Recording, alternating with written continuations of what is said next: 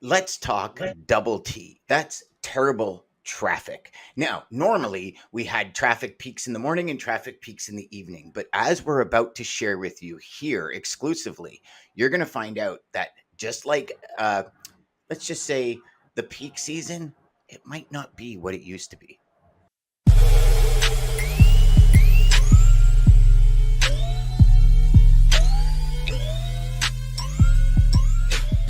Welcome back, everybody. And today on Data Day, we're going to kind of flip the switch a bit.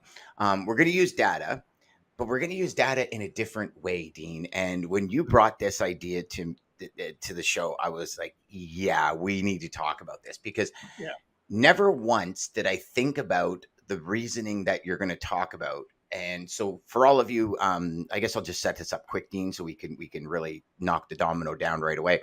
Today, we're going to talk about traffic.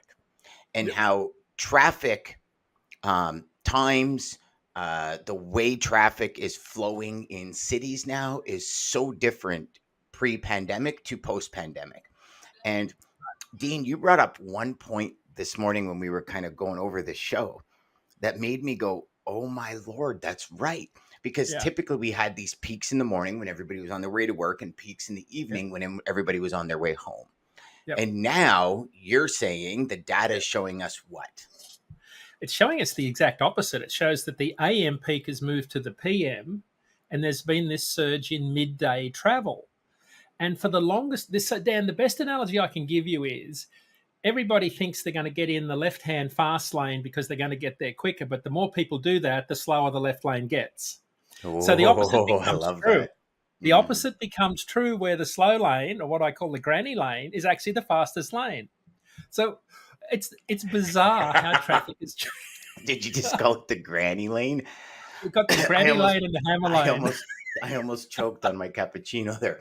Oh my God, that's hilarious. So we got the hammer lane and the granny lane. Yep. And in between is like no man's land. You want to be no man's land. So does Grumpy Pete travel in the hammer lane or no man's land? In a bizarre way, I travel in the granny lane at a much quicker speed than everyone else because there's no one out there.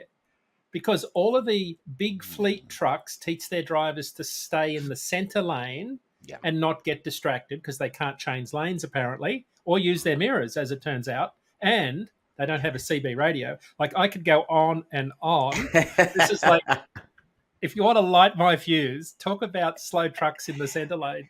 So what frustrates me even more than slow trucks in the center lane is on so when you get towards like Kingston and stuff on the 401 heading from Toronto to Montreal, it goes down to 2 lanes. And the worst is when there's 2 trucks in, I'll call it the right lane or granny lane, hammer lane. Let's keep those 2 because those are good. There's no wasteland in there. And one's doing like a kilometer, maybe a kilometer and a half more. And decides to pull out on a hill and pass the truck. To me, that's even more frustrating because I'm sitting there going, really? What were you thinking? And now in literally a matter of a minute, there's like 300 car backup, which at the end of the backup, for some reason on the 400 series highways, it's a very mysterious thing in Ontario. And maybe you got it in your area too, Dean. But in Ontario, the highway will go from like 130, 140 kilometers to a complete stop. Wow. And then 3 minutes later, it'll be back up to 100. And 4 minutes later, it'll be back up to 140. But there's no accident. There's nothing. It's like somebody let gas go on the highway and another person smelt it. And all of a sudden, everything comes to a complete stop. And it's an amazing Ontario phenomenon. And for all of you in Ontario, back me up on this. And is that normal, like in your neck of the woods? You've traveled everywhere. Is that normal on highways in general? Yeah. So it is. Yeah, one is that they're called the turtle races, which is when 2 speed limited trucks try to overtake each other. So I love that. The turtle races. So get ready for more turtle races if they bring in speed limiters for all trucks. Hopefully I'm not driving trucks anymore when that happens in 2025. They've just pushed that proposed ruling back to 2025, which is good news. But Dan, traffic has memory. right. So now you're driving along the interstate, and your example is a good one. And suddenly everything slows down to a crawl, and then it speeds up again, and there's no evidence of an accident or anything anywhere. Hmm. That's because the traffic has memory from what happened 2 hours ago. And it's like this ripple effect that goes all the way back down through the traffic for hours and hours, sometimes all day, because of what happened earlier in the day. There's a ripple effect because traffic has memory. It remembers it in a bizarre way. Everyone is sort of that slowdown effect that happened at 8 a.m. is still working its way through the traffic 10 miles later, further down the road. Wow. So traffic Even has memory. hours later? Hours later. It's the most bizarre thing. So, based on the severity of the slowdown, the amplification backwards becomes greater. So Rearwards. there's an actual wake in traffic. Yep. Yep. Wow. Traffic has memory. So I've been increasingly frustrated about drivers. Like, if you're a professional driver in the post ELD environment, time is money, time is everything, and you're always rushing to get somewhere. Everybody's rushing, but for a trucker, that 14-hour clock is ticking. Like, your workday ends at 14 hours, which bizarrely is 75% longer than the average worker, right? Yeah. And like, so think about this. The average government worker that's setting regulations around safety and policy works 8 hours a day. They're telling truckers, be safe, but you can work 14. Mm. And you're thinking, hold on, you only work 8 and it's okay for me to work 14 and you want me to be safe?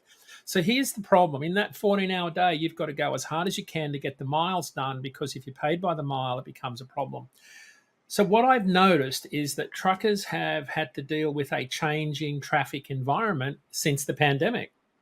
Because remember, truckers did more miles and average road speed increased during the pandemic because no one was driving. Accident rates dropped during the pandemic because very few were driving. Yep. Pandemic comes over, everybody gets back on the road, and suddenly there's a change in traffic patterns that seems to be permanent. And I've noticed it here in Boston, because I would think, oh, it's 10 o'clock, I'll go out, peak hour traffic will be over. And next thing you're in a traffic style. Yes. And there's a couple of things going on. You've got more ride share. So you've got more ride share drivers. You've got fewer people having licenses and cars, so they're taking ride share more. The ride share drivers aren't necessarily as experienced. But Well, shouldn't rideshare significantly reduce traffic? Because you would think so. You would think so. But what's happened is it's spread traffic out all across the day. So you don't have this AM, PM peak anymore. And the data from INRIX is a global telematics company. They produce an annual report. It's a barometer for the economy when you study traffic patterns, but it really affects the goods delivery side of it. One of the most significant shifts is the AM, PM peak, which affects when truckers think about deliveries and pickups. Their research shows that the midday period, Monday through Saturday, has more demand than the traditional weekday morning peak. So the data specifically shows that the average morning hourly commute trips are down 12% in 2023, whereas the PM peak, 3 to 6 p.m., is down just 9%, right? However, the average hourly daily traffic during the midday is up an astonishing 23%, right? So AM down 12, PM down 9, but the midday traffic up 23. So if you think about what's happened is you've got flatter peak periods, and you've got this traffic spread out across the day. But the time of the day when you'd normally be trying to head out of town after doing a pickup or a delivery at a shipper or a receiver, suddenly you're in this traffic jam. And when your average road speed plummets in, say, Atlanta, and you're trying to get around, GA 400 or 285, and you're trying to get out of town, suddenly you're sitting in traffic for an hour doing 5 miles an hour, burning up hours on your 14-hour clock. In the middle of the day. Yeah, and this is why a lot of carriers are very particular about what loads they reject and accept based on the length of haul and the hours that it's going to take, right? Because you want 600 miles a day, right, to make money. No good getting a 400-mile load if it's going to chew up 14 hours of your time. You're going to look for a load that can give you the miles and get into the city when there's no traffic necessarily. But anyway, the traffic patterns that have changed are the significant ones, AM, PM peak, because drivers used to in before ELDs, you would always try and avoid the AM PM peak, and what you'd do is you'd slip in overnight, unload, reload, and come back out before the AM peak, and you're heading in the opposite direction. With ELDs, you can't do that. You've just got to suck it up. You've just got to sit in traffic and burn your hours, and that's why you have this thing called the ELD creep. If you ever notice trucks on an interstate in a traffic jam crawling along at less than 5 miles an hour, the reason is ELD telematics doesn't kick into on duty driving until you get to 5 miles an hour. So if you're doing 4.5 miles an hour in a traffic jam, it's not recording on duty driving, right? So you'll see, if you Okay. study the traffic, you'll see a big gap, and the truck's just sitting there in second gear, crawling along, crawling along, crawling along, as he's saving time. And in a bad traffic jam, normally what you do, Dan, without ELDs, is you just pull over and let traffic disappear because you didn't have the clock working against you. You could Yes. just draw a line in your logbook and just say you kept driving, but the reality was you didn't have to suffer the frustration. You probably had a nap and you went to sleep. So traffic patterns have changed. I think it's impacting truckers. I think it's affecting productivity. We're waiting for the next ATRI report to come out that shows the impact of traffic congestion on our highways and where all the bad spots are. So we've got the shift in AM PM peak, but what you've also got is some traffic corridors are really, really bad. And the INRIX report lists the top 25 busiest corridors in the US. Interstate 95, Dan, features in 6 of the top 25. Now, I Wow. 95 that runs from Maine all the way to Florida is a big, big interstate, maybe the longest in the country. Um, the busiest interstates, I-4 West out of Orlando, the I-5 in southbound in Los Angeles. We all know that one's pretty bad. The I-10, the Yeah. I-65. But the East Even Coast, me up in Canada knows yeah, the insanity that is yeah, the yeah. Los Angeles interstate. Yeah. So the busiest corridors on the I-95, I-95, Stamford, Connecticut is always a bad one. Miami, Washington, D.C., no surprise there. Only 3 of the top 25 busiest corridors experienced peak traffic in the morning, while the remaining 22 had traffic peaks in the late afternoon and evening, typically between 4 and 5 p.m. So again, traffic patterns have changed, and I suspect it's because a lot of the hybrid workplace, where you've got anchor days. So you've got anchor days. You come to the office Tuesday, Wednesday, Thursday, work from home Monday, Friday, or there's a variation of that. Or you've got people that just work from home and who are very productive in the mornings, and then they might go out in the middle of the morning to do their errands. So you're seeing this shift in patterns, AM, PM, midday, and then you've got these people that work from home going out at times when you wouldn't normally think there'd be traffic. And it sort of shows that the traffic is, it builds up towards the end of the week, which is kind of really strange also. It says that the highest number of trips, if you think about traffic going into the city, a city, could be Toronto, New York, could be Boston, it shows that the busiest evenings are Thursday and Friday evenings.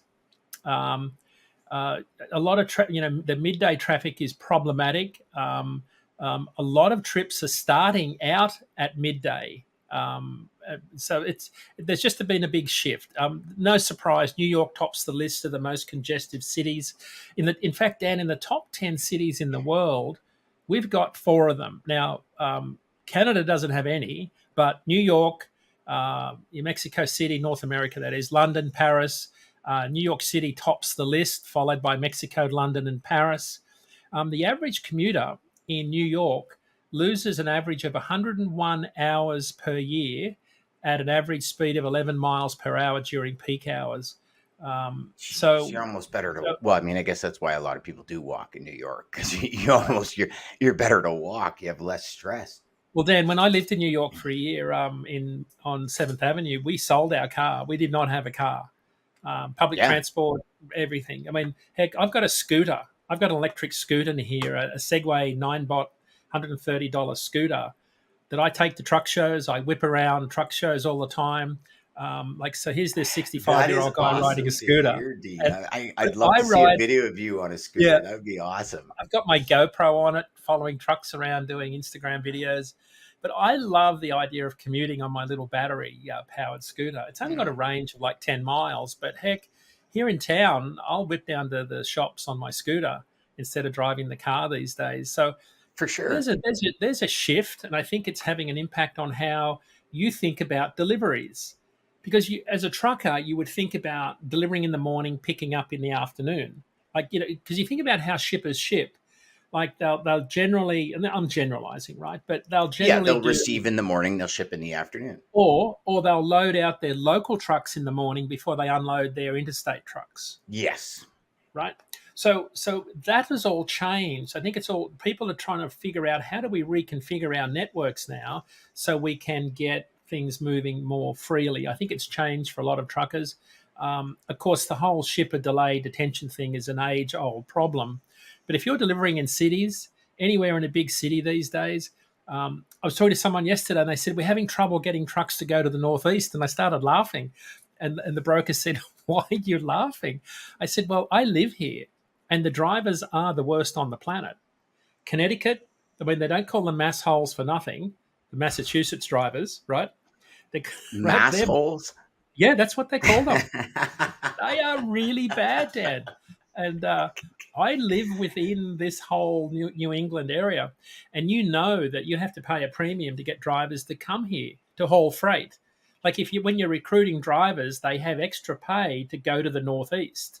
The Hmm. reason is your average road speed is much lower because of traffic. And if your average road speed is lower, your miles are lower. So they've got to pay you accessorial pay to compensate for the heavier traffic. Now, they Yes. don't compensate you for the potholes that can swallow you alive, or the stupid car drivers that do the most ridiculous things, or the Mhm. roadworks. Like, so we've got areas like Toronto, Ontario, where snowplows do a disproportionate amount of damage to the pavement. You've got a Yes. ongoing construction season effect, which shuts down lanes all the time. So, Yeah, there's uh, winter and construction. Those are the two yeah, seasons up here now. yeah. Dan, I hit on I-95 coming across through Springfield, Connecticut, coming home in my Peterbilt on the weekend from Iowa. So it's not so much a bad road or a freshly paved road. Like, so construction season's okay. Old roads are okay because you kind of know what to expect. It's the in between that's the worst. And it's the in between when they've milled, they've taken off the old, and you've still got the big high drain sitting 3 inches above, Yep. but it's where the sign says bump, right? When you see a sign that says bump, you know you're going to come off an old to a shaved down pre asphalt section. Then I hit some that were 4 inches. The drop was 4 inches. And when you come off that, down into that, and then you go across and then you come back up, there were times when I got airborne. Like, the truck got airborne across them because I thought they'd just be a little bump. Now, I'm bobtail, so I'm kind of, that's different. But there were trucks, car haulers, trucks with freight on, going flat out across these bumps. And you could see the whole truck and trailer going up and down, up and down. You could see cargo claims written all over it. So anyway, traffic is what it is. It's changed a lot. I think it's changed forever when it comes to the time of day traffic occurs. They expect something like 25% of commercial office space to be vacant by the end of this year. So, Oh, you know, I could not agree with that more, Dean. One of the first things I said when COVID yep, hit, when I realized it wasn't, you know, 2 weeks and this will all be over, kind of right, quotations. right, Um, the first thing I said to my wife was, "Oh, this is going to change the way yes, companies operate because yeah, more people." And I monitor the job market all the yep, time because I think it's a great place as a salesperson to understand trends when companies start hiring. Then, okay, what's happening in the warehouse sector? You know, this kind of thing. right, Um, and probably 90% of the jobs that I'm seeing out there, remote, remote, right, remote. yeah, yeah, And I really, mean, all the way from, and it's interesting because I started looking at it from, I first start usually with customer service jobs because right, what I find is companies, manufacturing companies, pretty much any company, when they start growing, one of the first things they start doing is hiring customer service, right? I think Right. when we hire salespeople, it's because we're looking to grow. When we hire service people to Yeah. serve the customers, it means we're growing. And it Right. was interesting because there's a ton of companies that are doing customer service as remote now, as opposed Right. to in-house. And I was like, well, that's interesting. So I start digging a bit deeper, and I'm finding jobs all the way up the ladder, pretty much right until the sea level, as all remote. Yep. Like, I mean, companies Yep. down in California and Texas saying, I don't care if you work in Canada or the US, you have to have the ability to travel, but this is what we're looking for, and remote. Right. And it was interesting because when you start looking at that, it's coming like there was a big shift, right? I think we all Mm. see it. We all saw it during COVID. Was Yeah. people shifted towards, I mean, I don't know necessarily if there's a such thing as work-life balance, but depending on which guru or person you speak to, they're like, there's no way you can balance it because you're like, 8, 9 hours working, and then you're Right. 3, 4 Right. hours with eating, and then your bedtime and you're Yep. sleeping and all that. But it's that perspective that people finally said, no, you know what? I want a little bit more serenity in my life. And I think the pandemic really brought that out in people, really showed people what, Mm. I mean, I can speak just for myself when it came to work and personal life. It's like you almost took your personal life for granted, right? And Right. work Right. was like the everything. It was ensuring the lights stay on and all this kind of stuff. And now it's kind of switched back where Right. it's like, okay, Right. well, I'm going to work this much. And at Mm. this time, I'm shutting the door. Mm. And, like for me now on weekends, I barely touch my cell phone, barely Yeah. touch it. Like it Yeah. usually Yeah. sits in my office. And by Yep. Sunday, I'm like, oh, I should probably check my email and just see Yeah. what's Yeah. going on, or Yeah. put my phone on the charger because it's been off the charger for 2 days. Yep. Yep. Um, which is interesting because I also, right when COVID happened, I said homes are now going to be built around the home office. And Right. if you look at Exactly. all new Yeah. construction now, Yeah. Yeah.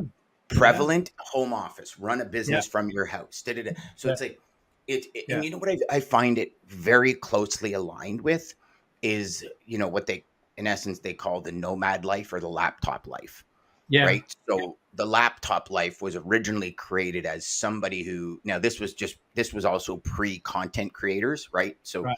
a Right. lot of people, you see it all the time. I mean, my Yeah. wife and I watch America's Got Talent, love the show. Right. And so many of the people in this season are TikTok famous or Instagram famous. So Right. they have this talent that is online, and everybody's like, Yeah. oh my God, that is so cool. And they brought it like last night, or Yeah. sorry, what do we know? Like, what was it? No, that wasn't, it was like 2 weeks ago or something. Yeah. They had a guy that literally caught marshmallows in his mouth. That was his talent. And he got pushed through, and I'm like, okay, hold on, this is a Right. $1 million act, but it's like I don't know, Yeah. personally I think it's more, you got that social aspect of it. Well, he's got 3 Yeah. million followers on TikTok, so obviously people must like it. It's Right. like, I Right. don't know, I wouldn't sit here, I mean, don't get me wrong, the guy caught a marshmallow from like 100 yards in his mouth, which is pretty cool, I guess. But like, is it really $1 million act? But it's that social media piece where people are Well, saying, it's I want to be this nomad. Even banks, like banks no longer have people in major offices. They're all right. remote, and their Right. phones just ring and they have to answer it. And they, and it's like, but I mean, I would assume that even 10 years ago, this was like, this was coming to be what is now. I think Right. COVID pushed it forward quicker. Right. Dan, it accelerated so much technology by big, big factors. Look at I was at a wedding a couple of days ago, and I was struck. They had the wedding at their apartment complex, which had one of those shared entertainment areas that you can book. Okay. So that's where they had the reception. And I was kind of having a look around at this new design apartment complex, and it had all of these rooms for meetings, conference rooms. They were Yeah. called home office rooms. Like, so you could see where people were working from home, but they're really working from an office downstairs in their apartment building. And these are brand new buildings being built, but to accommodate the new style of worker. And the reason I mentioned a few minutes ago about the commercial property values, they expect that by 2026, a quarter of commercial properties are going to be vacant. Dan, that wipes about $250 billion of value from commercial property. Yep. How many of our 401ks have investments in commercial properties that rely on rent? Ooh. Mm. So this affects all of us, I think. I worry about whether this is like the Great Recession, a high risk mortgage. I can't remember what the exact term was, where you had that high failure rate of those mortgage rates that precipitated Oh, the in Great Recession. 2008 and 9.